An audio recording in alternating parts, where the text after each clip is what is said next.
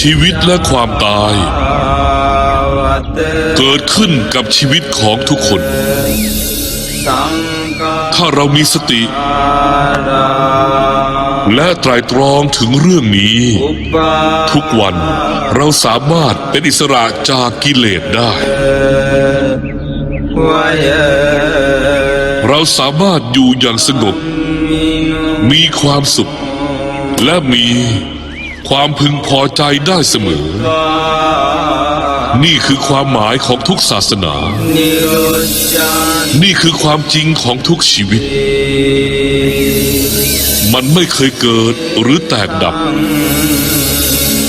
ไม่มีการสร้างหรือการทำลาย